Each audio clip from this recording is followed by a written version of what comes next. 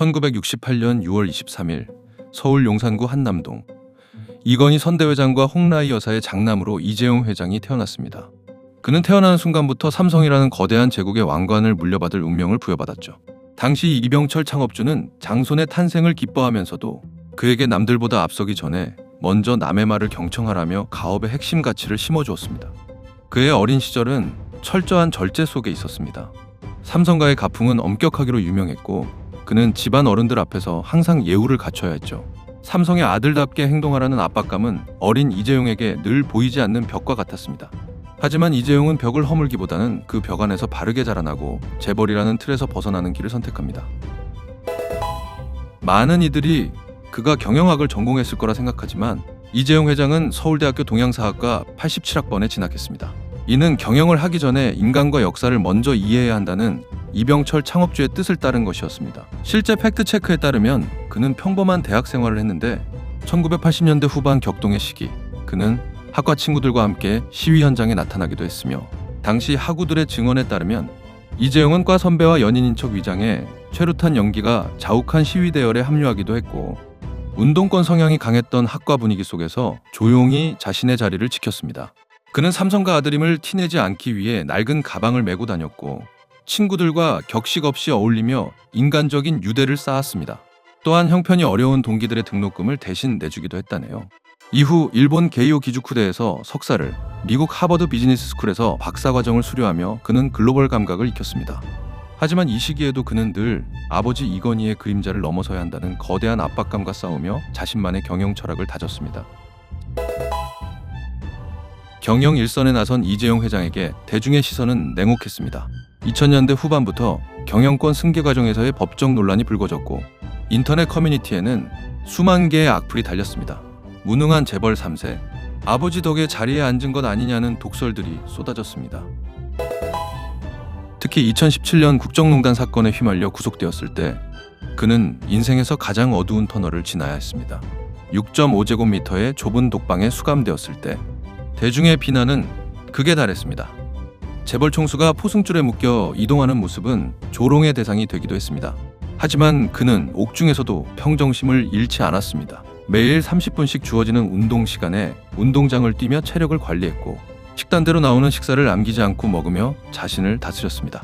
이 시기 그는 삼성은 국민에게 사랑받는 기업이 되어야 한다는 생각으로 가득 채웠고 이는 훗날 그가 보여줄 제드래곤 소통, 행보의 시작점이 되었습니다.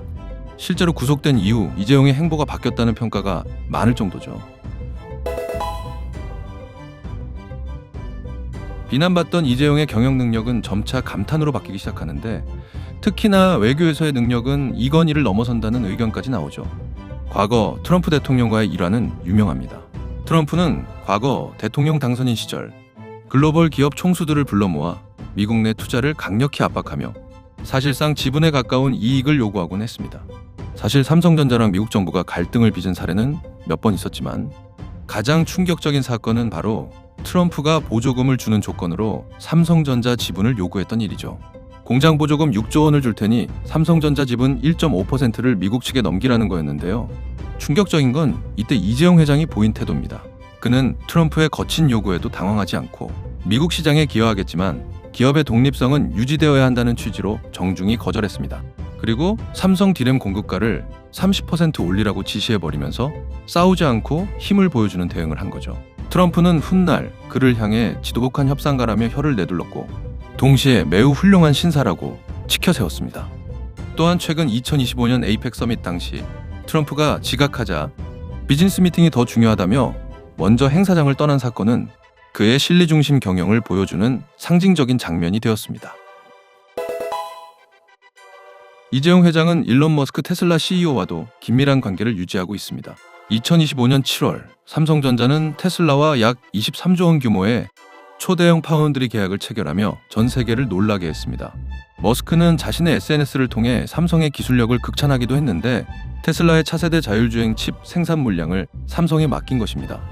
일각에선 일론 머스크가 모든 파운드리가 중국으로 넘어갈 것을 우려해서 이런 선택을 했다는 의견도 있는데 그렇다고 해도 유일한 대항마가 삼성이라는 사실은 변하지 않았죠.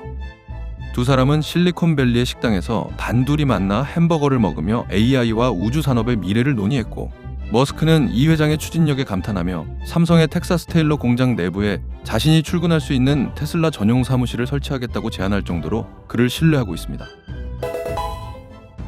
수많은 고난과 외교전 끝에 2026년 1월 이재용 회장의 주식은 30조 원을 돌파했습니다. 대한민국 역사상 전무후무한 기록입니다. 이는 단순히 상속받은 부가 아니라 AI 반도체 전쟁에서 승리하며 일궈낸 실력의 결과로 평가받습니다. 모두가 이건희 이후 삼성은 끝났다고 조롱할 때 묵묵히 자신의 길을 걸었던 이재용의 뚝심이 결실을 맺은 거죠. 대중의 반응도 반전되었습니다. 청문회 립밤 사건, 떡볶이 먹방, 젠슨왕과 치킨 먹방, 현장에서 직원들과 찍은 셀카 등이 화제가 되며 그는 친근한 제드래곤이 되었습니다.